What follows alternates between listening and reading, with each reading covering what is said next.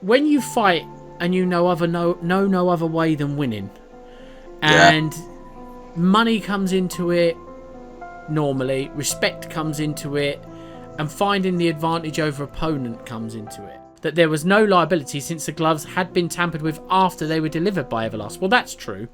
They're like just criminals. That's what they are. That's what it is. It's criminal. What's happened?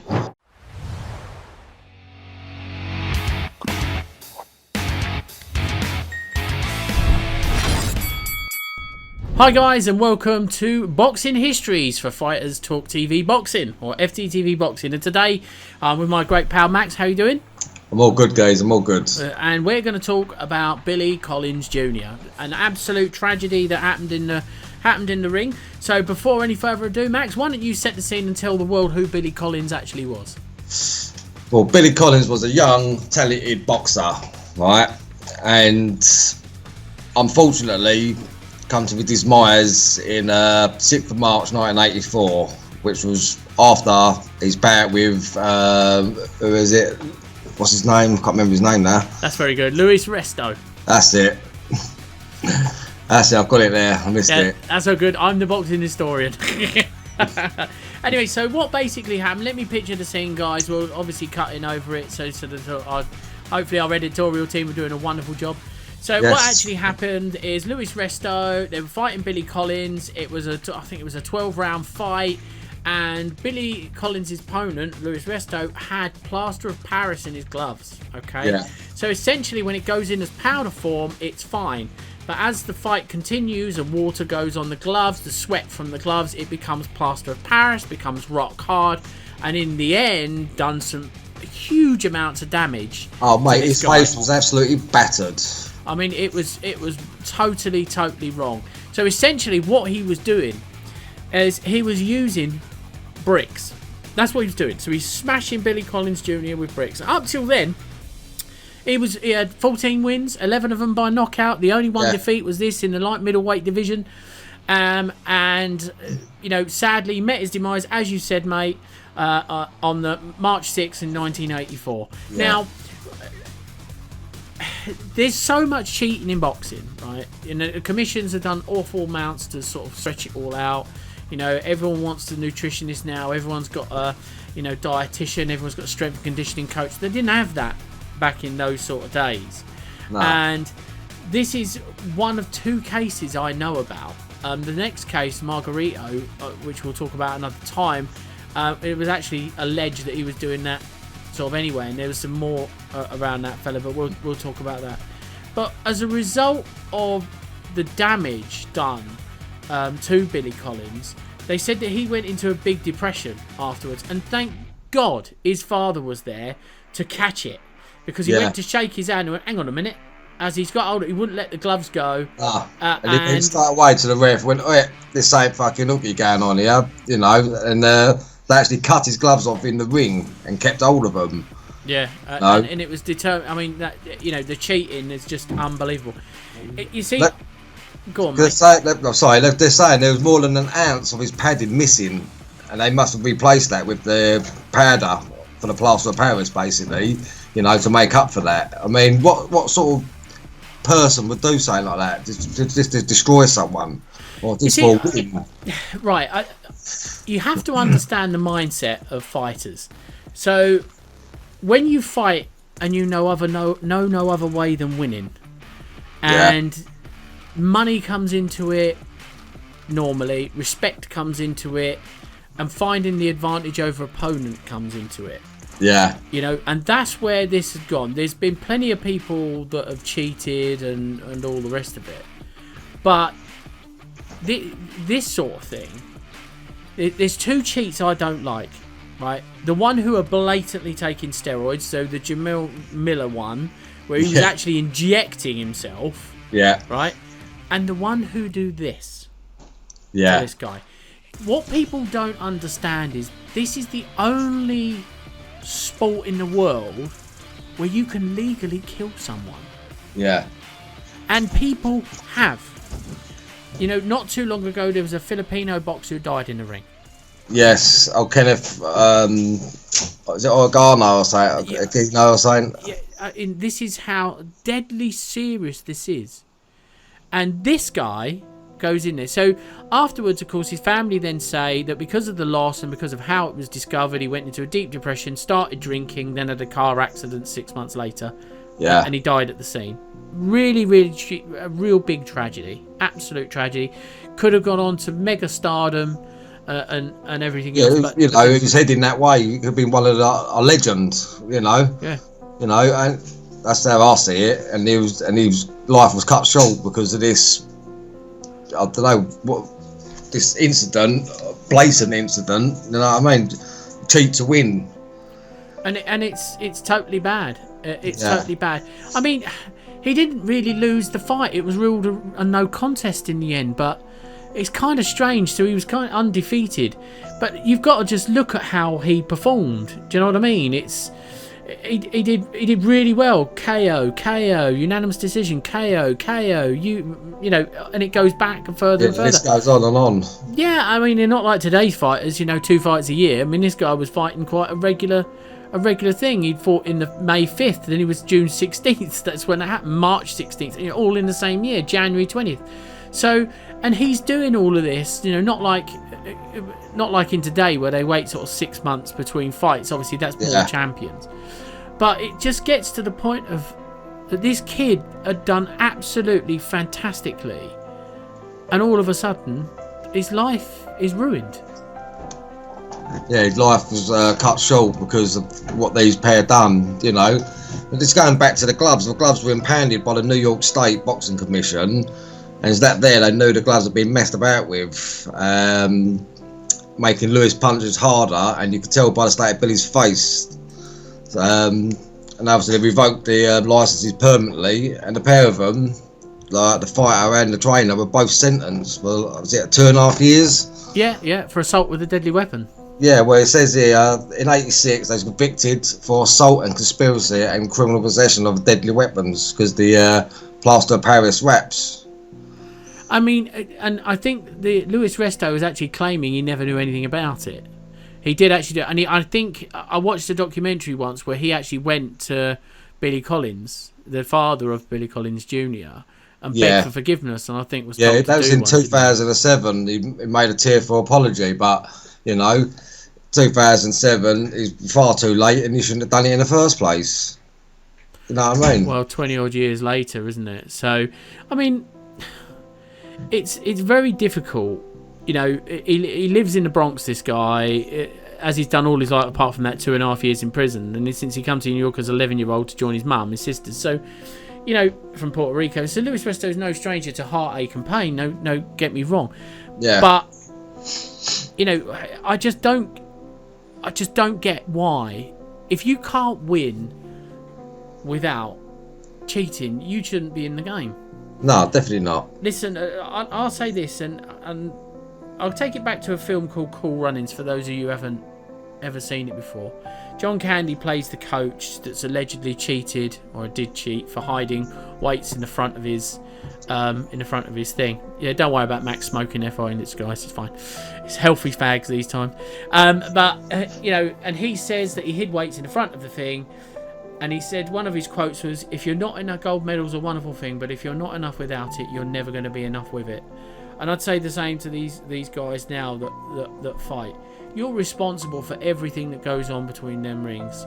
Yeah. And it's a deadly enough sport as it is, and we love the thing. And I would hate to see the disrepute that this would bring in now.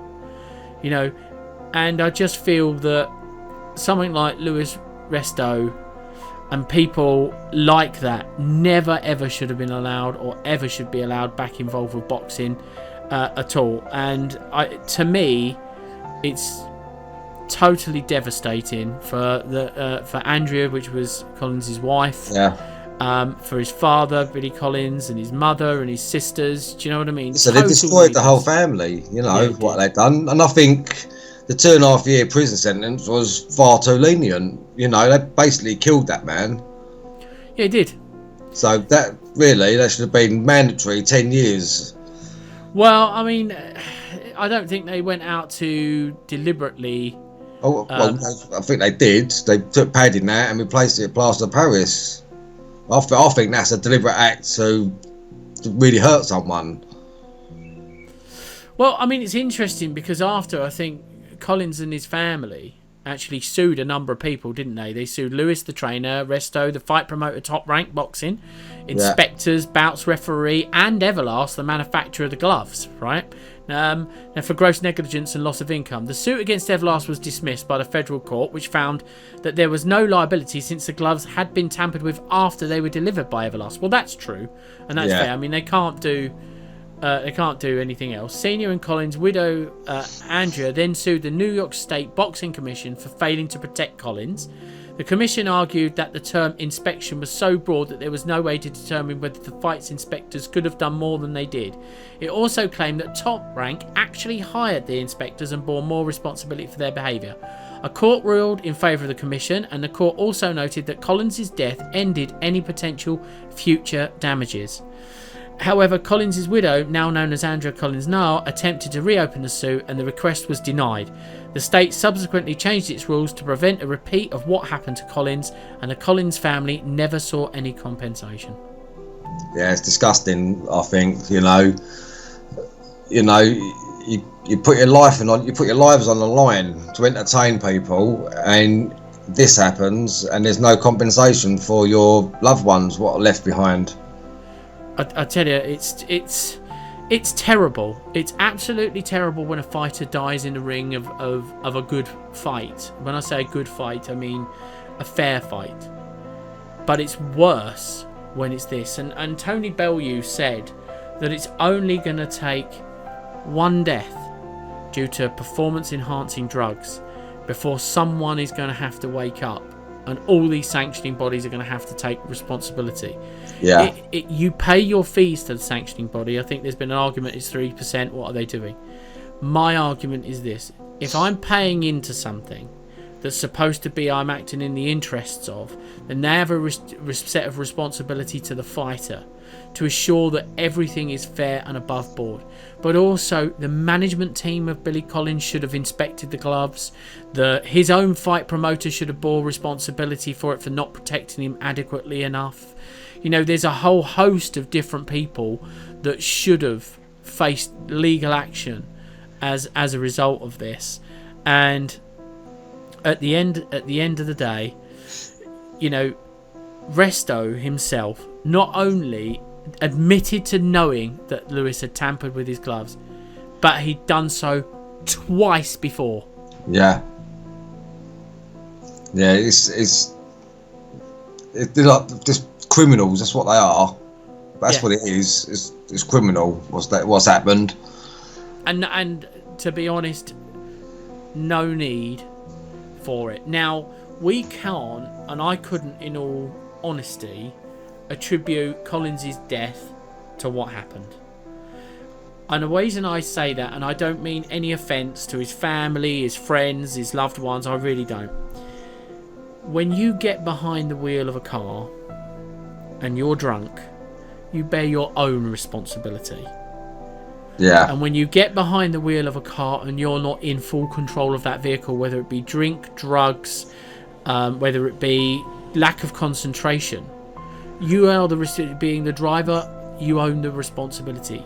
You do think, not sort of going against it, but his mental state had played a big part in that as well. That's why he was behind the wheel drunk.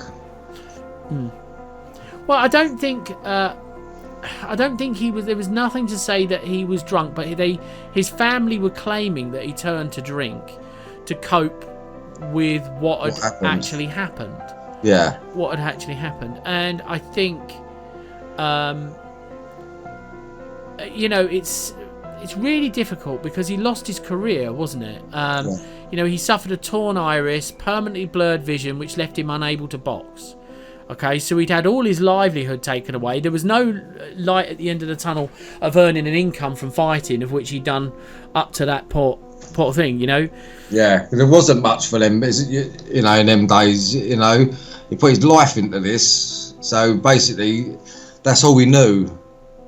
If you know what I mean, isn't it? It's like a builder, you know, a bricklayer all his life, and all of a sudden he can't do a bricklaying no more because he's injured. What's he meant to do? So they normally go downhill, Look at Paul Gascoigne. Mm. Look what happened to him. One of the greatest footballers to grace this earth. After that terrible knee injury he suffered, went mega downhill drink, and he's probably still on the drink now, but not as bad as he was. He was on the brink of death. Well, one of the things as well, many commentators as well as Colin's family actually believe that the loss of his livelihood broke him emotionally and physically, and according to an account in Sports Illustrated, the crash was intentional. Yeah, so he killed himself. Yeah, as a result of that. I just think that we're not saying that he was drunk behind the wheel, but there's lots of people saying, his own family saying he turned to drink and all the rest of it. Yeah. So you may be able to sort of tie the mentality of it to it. But at the end of the day, a man has lost his life, whether intentional or unintentional. I don't believe can put that down as much as it's to Lewis Resto or his trainer, because if he'd have died in the ring, that's murder, because it was intent. Okay, it was intent. Yeah, but he didn't. He killed himself 6 months later, so it may have been a contributing factor. But this is where I hope that in today's society, this should never continue on. There's now, you go to an event, other people are watching, from one team, watch the other team wrap the hand wraps. But that's only at championship level. That does not happen still when a pro fighter sets up and starts. It's very difficult because it doesn't happen in every event. We've seen it, we've witnessed it. Now, 99 times out of 100, the boxers are professional enough, hands are wrapped properly. There's experienced cutmen wrapping the hands. Yeah, because don't they have to be checked out by oppositions, don't they? Well, you would have thought so, but that doesn't happen lower down the ranks. So you would hope that, or it should, but it tends not to. It depends on who the promotional companies are. But at the end of the day, most professional fighters are honourable men. Most are honourable men. Yeah. So it's just a shame where people like Lewis Resto comes in and blurs it, and there's a few others that have gone in history. But all I can say in ending for this is, guys, if you do ever get a chance, there was a documentary about it called Assaulted in the Ring. It was done by Showtime in 2008. Do try and get a look at that, and hopefully we'll be able to put some of bits and pieces up for you to look at.